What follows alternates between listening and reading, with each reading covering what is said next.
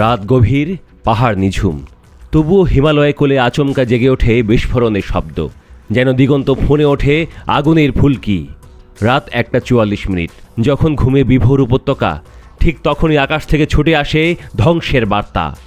ভারত পাকিস্তানে চালানো এই হামলার নাম দিয়েছে অপারেশন সিন্দুর।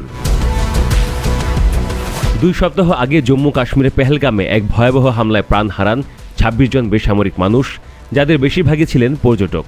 সেই ঘটনার পাল্টা জবাব হিসেবে ভারতের সেনা, নৌ ও বিমান বাহিনী একসঙ্গে এই প্রিসিশন স্ট্রাইক চালায় পাকিস্তান ও পাকিস্তান অধিকৃত কাশ্মীরের 9টি লক্ষ্যবস্তুতে।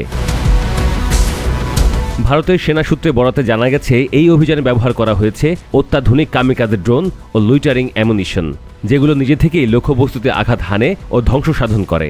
দাবি করা হয়েছে, শুধু সন্ত্রাসী ঘাঁটি টার্গেট করা হয়েছে, পাকিস্তানি কোনো সামরিক স্থাপনাকে নয়। তবে এই হামলা ঘিরে উঠেছে নানা প্রশ্ন। আন্তর্জাতিক কূটনীতির স্তরে শুরু হয়েছে টানাপোড়েন।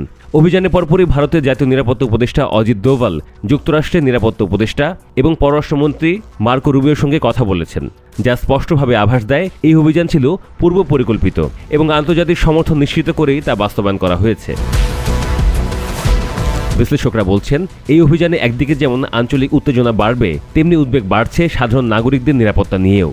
অপারেশন সিন্দুরের অন্যতম লক্ষ্য ছিল বহুল আলোচিত জইশ-ই-মোহাম্মদের বাহওয়ালপুর ঘাঁটি এবং লস্কর-ই-তৈয়বার মুরিদকেতে অবস্থিত প্রধান কার্যালয়।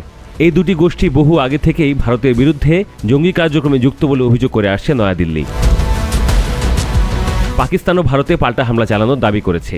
ইসলামাবাদের দাবি, তারা 3টি ভারতীয় রাফায়েল যুদ্ধবিমান ভূপাতিত করেছে, সেই সাথে গুঁড়িয়ে দিয়েছে ভারতের একটি ব্রিগেড হেডকোয়ার্টার। তবে প্রশ্ন থেকে যায়, এই অভিযানে কি আদৌ বন্ধ হবে সন্ত্রাস, নাকি আরও এক নতুন দ্বন্দ্বের জন্ম নেবে উপমহাদেশে? এই মুহূর্তে পরিস্থিতি সংবেদনশীল।